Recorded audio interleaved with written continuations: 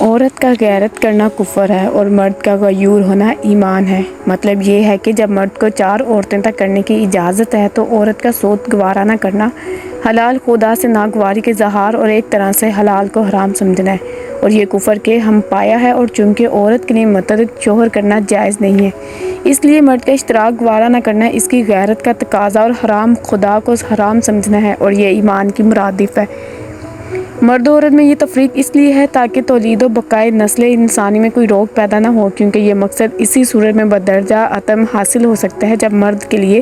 تعداد ازواج کی اجازت ہو، کیونکہ ایک مرد سے ایک ہی زمانے میں متعدد اولادیں ہو سکتی ہیں، اور عورت اس سے معذور و قاصر ہے کہ وہ متعدد مردوں کے عقد میں آنے سے متعدد اولادیں پیدا کر سکے، کیونکہ زمانہ حمل میں دوبارہ حمل کا سوال ہی پیدا نہیں ہوتا۔ اس کے علاوہ اس پر ایسے حالات بھی طاری ہوتے رہتے ہیں کہ مرد کو اس سے کنارہ کشی اختیار کرنا پڑتی ہے، چنانچہ حیض اور ذات کا زمانہ ایسا ہی ہوتا ہے جس سے تولید کا سلسلہ رک جاتا ہے، اور اگر متعدد ازواج ہوں گی تو سلسلہ تولید جاری رہ سکتا ہے، کیونکہ متعدد بیویوں میں سے کوئی نہ کوئی بیوی ان عوارض سے خالی ہوگی جس سے نسل انسانی کی ترقی کا مقصد حاصل ہوتا رہے گا، کیونکہ مرد کے لیے ایسے منابع پیدا نہیں ہوتے کہ جو سلسلہ تولید میں روک بن سکیں۔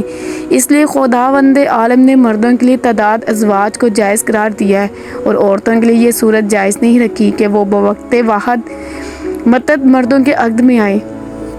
کیونکہ ایک عورت کا کئی شوہر کرنا غیرت و شرافت کے بھی منافی ہے، اور اس کے علاوہ ایسی صورت میں نسب کی بھی تمیز نہ ہو سکے گی کہ کون کس کی صلب سے ہے۔ چنانچہ امام رضا علیہ السلام سے ایک شخص نے دریافت کیا کہ کیا وجہ ہے کہ مرد ایک وقت میں 4 بیویاں تک کر سکتا ہے اور عورت ایک مرد سے زیادہ شوہر نہیں کر سکتی؟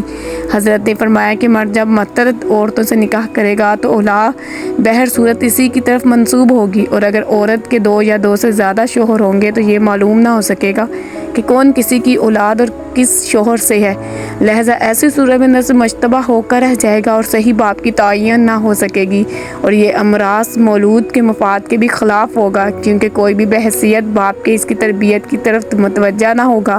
جس سے وہ اخلاق و آداب سے بے بہرہ اور تعلیم و تربیت سے محروم ہو کر رہ جائے گا۔